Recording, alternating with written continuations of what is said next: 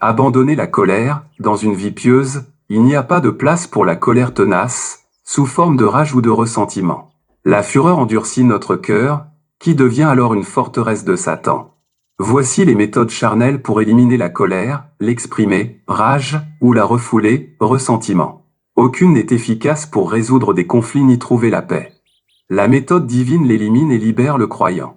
Le texte biblique nous le rappelle, que toute amertume, toute animosité, toute colère, toute clameur, toute calomnie, et toute espèce de méchanceté disparaissent du milieu de vous. Verset 31. Pour y obéir, nous devons reconnaître la présence de la colère. Que nous soyons fâchés contre nous-mêmes, autrui ou le Seigneur, nous devons le reconnaître. Prétendre que la colère n'existe pas ou que nous nous élevons au-dessus d'elle est inutile. Si vous êtes furieux, admettez-le, puis cherchez la source de votre émotion pour ne pas vous irriter contre un innocent.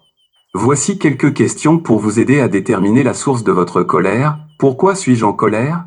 Contre qui suis-je fâché? Qu'est-ce qui provoque ce sentiment ou ces actions chez moi? Comment ou quand cette émotion a-t-elle pris naissance? Suis-je en colère depuis longtemps? Une fois que vous avez décelé la source de votre colère, le moment est venu de pardonner. La fureur et le refus de pardonner vont souvent de pair, ils constituent un lourd fardeau. Dieu nous appelle à les mettre de côté et à revêtir l'amour et la bonté. Abandonner la colère, c'est marcher d'un pas léger dans la volonté divine. Éphésiens 4 versets 30 à 32, n'attristez pas le Saint-Esprit de Dieu car, par cet Esprit, Dieu vous a marqué de son sceau comme sa propriété pour le jour de la délivrance finale.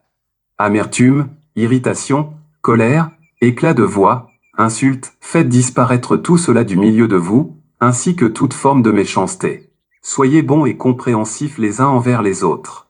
Pardonnez-vous réciproquement comme Dieu vous a pardonné en Christ.